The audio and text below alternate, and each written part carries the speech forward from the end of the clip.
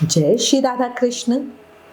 सांसों में बसते हो, सीने में धड़कते हो, मंद मंद मुस्कुराते हुए मेरे बिहारी जी तो मुझे बहुत अच्छे लगते हो। बोले बांके बिहारी लाल की जय, मोर मुकुट बंसरी वाले की जय, वृंदावन बिहारी लाल की जय। आप सभी को प्रेम भरी राधे राधे। श्री कुंज बिहारी श्री हरिदास। हमारे बांके बिहारी जी बहुत चमत्कार करते हैं अपने भक्तों के जीवन में।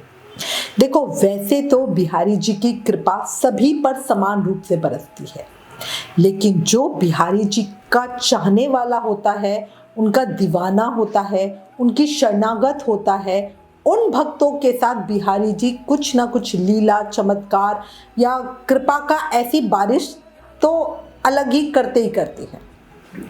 अब आज इस वीडियो में आपको श्री बांके बिहारी जी महाराज और उनके भक्त की एक सत्य घटना बताती हूँ। बहुत ही दिल को छू लेने वाला प्रसंग है। साथ ही पूरी उम्मीद भी करती हूँ कि इस घटना के बारे में जानकर आपको बहुत प्रसन्नता होगी और अपने बांके बिहारी जी महाराज के चरणों में आपकी प्रीति प्रेम, आपका विश्वास और अधिक बढ़ जाएगा। देखो, मैं हमेशा कहती हूँ कि भक्ति कर रहे हो तो विश्वास भी करो, तन मन धन से समर्पण का भाव भी रखो।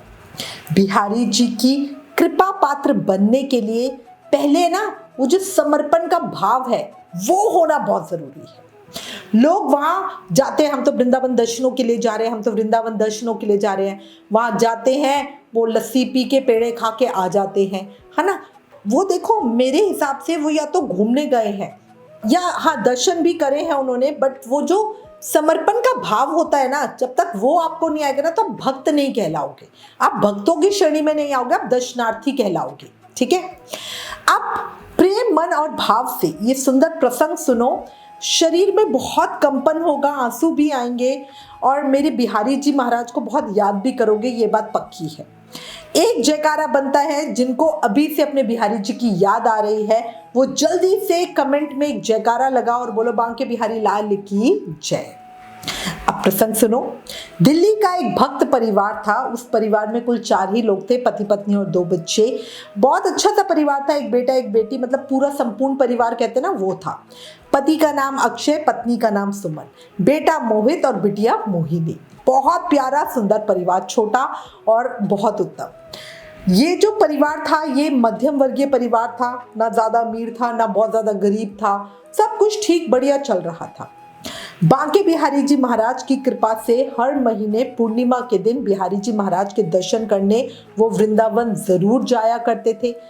पूरा परिवार साथ में जाता था, गिरिराज महाराज की परिक्रमा जरूर करता, छोटे बच्चों के साथ परिक्रमा। धीरे धीरे समय निकलता गया, पति पत्नी का प्रेम विश्वास श्रद्धा बांके बिहारी जी महाराज के चरणों में दिन ब दिन बढ़ती ही जा रही थी। और सच्ची उनका ये भाव था, क्योंकि देखो, अगर आप ये सोच लो कि मैं हर महीने के पहले इतवार को जाऊंगा या पहले संडे को जाऊंगा या छुट्टी वाले दिन जाऊंगा, तो फिर मैं समझती हूँ कि हाँ चलो ठीक है, समय निकालना इतना मुश्किल नहीं है। बट अगर आप एक दिन ले लो, मैं हर एकादशी पे जाऊंगा, हर पूर्णिमा पे जाऊंगा, तो बहुत मुश्किल हो जाता है, क्योंकि वो कोई भी दिन पड़ सकता है ना।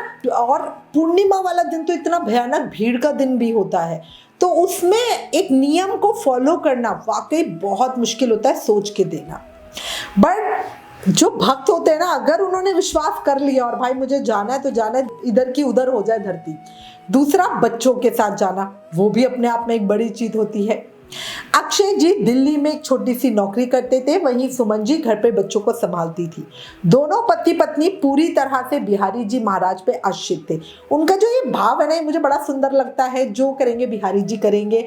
जब मैंने उनसे पहली बार बात की थी तब भी उनका यही भाव था कि हमें बिहारी जी ने मिलवाया, हमें बिहारी जी ने मिलवाया।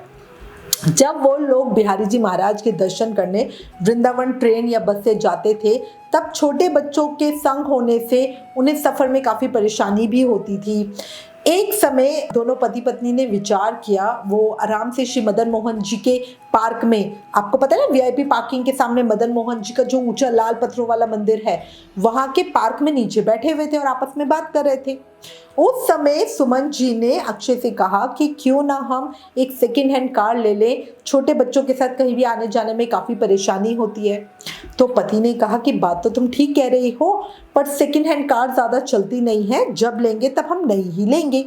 अभी कुछ समय रुकते हैं, अभी कार लेने लायक पैसे नहीं है और थोड़ा सा पैसे जोड़ते हैं, उसके बाद हम एक कार ले लेंगे।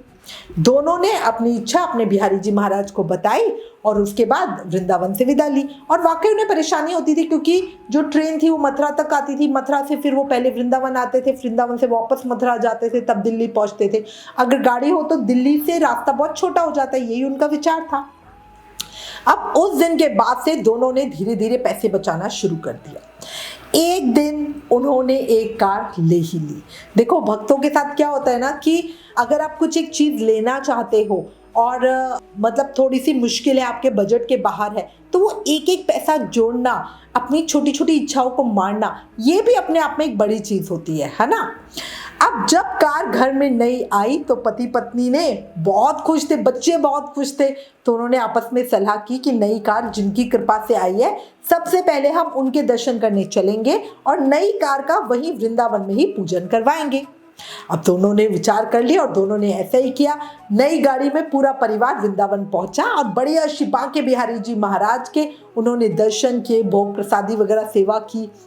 मंदिर में काफी भीड़ थी पर उन्हें दर्शन बहुत बढ़िया हुए, सब बहुत खुश थे। दोपहर के समय जब श्रद्धालुओं की भीड़ कुछ कम हुई, उस समय कार को मंदिर के पास वो लेकर आए।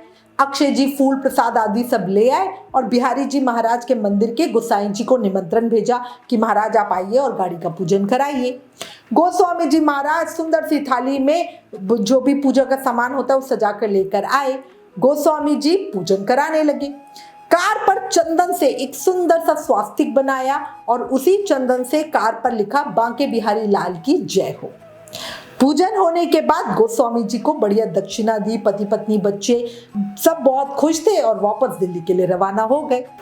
सब बहुत ज्यादा प्रसन्न थे।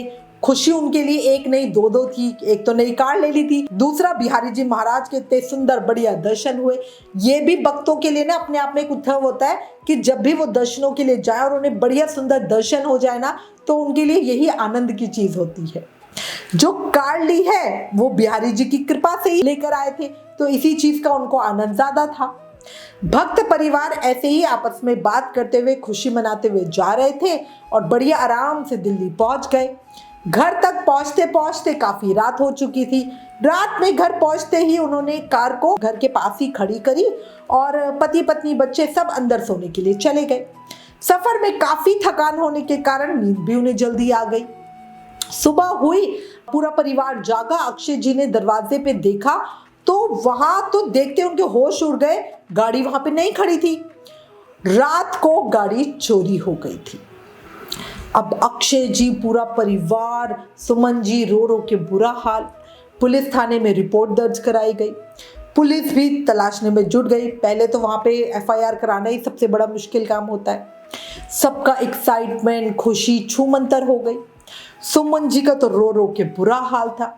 उन्हें रोता देखकर बच्चे भी बुरी तरह रो रहे थे और सबको ऐसा लग रहा था जैसे उनकी खुशियों को किसी की नजर लग गई। दिन रात एक करके एक एक पाई जोड़ जोड़ कर अपनी कितनी इच्छाओं को मार मार के कितनी मुश्किल से उन्होंने कार ली थी और इस कार के लिए कितनी बार उन्होंने दिल मारा, अपनी ख्वाहिशें मारी, पर उनकी खुशियां ऐसे चली जाएंगी उन्होंने सोचा भी नहीं था। अक्षय जी बहुत दुखी थे, सोच रहे थे उनके साथ ऐसा क्यों हुआ। बांके बिहारी जी महाराज की कृपा से ही तो कार मिली थी, पैसा भी पूरा ईमानदारी का था, ऐसा नहीं कि कोई बेईमानी करके पैसा जोड़ा हो। बांके बिहारी जी मंदिर में बढ़िया पूजन भी हुआ और इस तरह मतलब ऐसी गाड़ी चोरी हो गई। सब बहुत ज्यादा दुखी थे। अक्षय जी बार बार पुलिस स्टेशन जा रहे थे, चक्कर लगा रहे थे, कहीं कुछ पता चल जाए, कहीं कुछ पता। एक उम्मीद होती है ना कि शायद अब मिल जाएगी, अब मिल जाएगी। सब के सब बिहारी जी महाराज से प्रार्थना करने पे लगे हुए हैं, प्रभु कृपा कर दो, ऐसे मतलब आपकी कृपा से कुछ चीज मिली और आपकी कृपा ही ऐसे निकल गई हाथ से। तो ये भी भक्तों के लिए एक बड़ा वो होता है कि मेरे से कोई गलती तो नहीं हो गई, कि बिहारी जी मुझसे गुस्सा तो नहीं हो गए। ऐसे ऐसे भाव मन में आते हैं और हर कोई बिहारी जी से उम्मीद कर रहा था बिहारी जी कुछ तो चमत्कार हो जाए, कुछ तो हो जाए, कारी मिल जाए मिल जाए। मतलब खुद सोचो, खुशियों का आना और जैसे हाथ से रेत फिसल जाती है ऐसे ही बिल्कुल एकदम झटके से चले भी जाना। सच्ची बहुत दिल तोड़ने वाला समय था। अब 1-2 दिन निकले, अक्षय और सुमन जी दोनों बच्चों को पड़ोसियों के पास छोड़कर पुलिस स्टेशन गए हुए थे। जब वापस लौट रहे थे तभी किसी पड़ोसी ने कहा कि तुम्हारी कार तो तुम्हारे दरवाजे के पास ही खड़ी हुई है। उन दोनों को सुन के मतलब एकदम हैरान, क्या हमारी गाड़ी वहां पे खड़ी है? अभी तो हम पुलिस स्टेशन से आए हैं, पुलिस को मिली होती तो पहले हमें बता देते। दोनों को बड़ा आश्चर्य हुआ। वो भागते भागते, मतलब कोई ऐसा थोड़ा कि 2 दिन हमें गाड़ी दिखी नहीं, वो घर के पास ही खड़ी थी और जहां से चोरी हुई वहीं पे आके अपने आप खड़ी हो गई। कोई ऐसा चमत्कार थोड़ा हो सकता है। अगर कोई चोर लेके भी गया होगा, पुलिस किसी ने तो ढूंढा होगा, कहीं से तो मिली होगी, कहीं और तो खड़ी होती, ऐसे घर पे आके कैसे खड़ी हो जाएगी? दौड़कर दोनों घर पहुंचे तो क्या देखते हैं, गाड़ी फूलों से सजी हुई है। अक्षय जी ने जब ड्राइवर का गेट खोला तो अंदर चाबी भी लगी हुई थी और ड्राइविंग सीट पर एक कागज का टुकड़ा पड़ा हुआ था जिस पर लिखा हुआ था कि मुझे माफ कर दो, मैंने आपकी कार चोरी की। साहब, सच्चे दिल से माफी मांग रहा हूँ क्योंकि जब से मैं ये कार लेके अपने घर गया हूँ मेरे अंदर बहुत बेचैनी थी, मेरा मन बड़ा दुखी था और जब मैं रात को सोने के लिए गया तो मुझे पूरी रात नींद नहीं आई।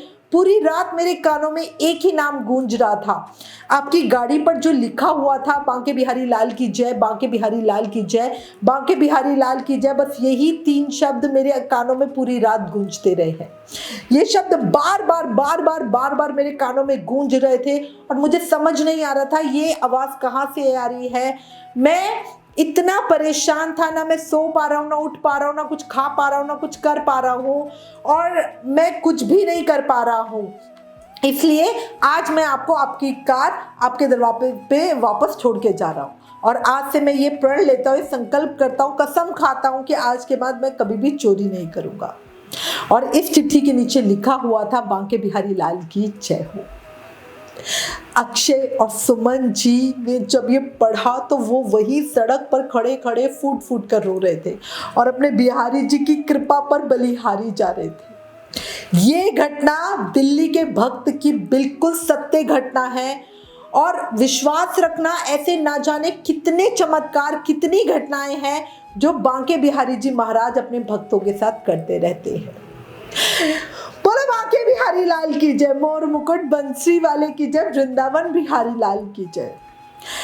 एक बार दिल में मतलब सोच के देखो कि वो क्या मंजर रहा होगा कि जिस चीज के लिए हम एकदम हताश हो जाए, नहीं यार ये तो मेरी किस्मत में नहीं थी, 1000 चीजें सोच ले, बिहारी जी मुझसे गुस्सा थे तभी वो गाड़ी चली गई, पता नहीं यार वो गाड़ी ऐसे क्यों चली गई, हो सकता है मैंने किसी का किया हो तभी वो गाड़ी चली गई, और एकदम वो चीज सामने आ जाए।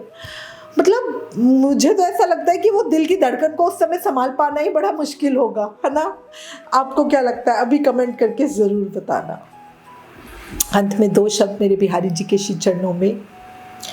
ओ मेरे राधा कृष्ण, आपके चरणों की धूल हूँ, मुरझाया हुआ एक फूल हूँ, स्पर्श करके हृदय से लगा लेना।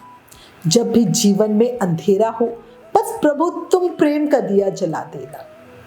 मुझे अपने गले से लगा लेना, मुझे अपने गले से लगा लेना।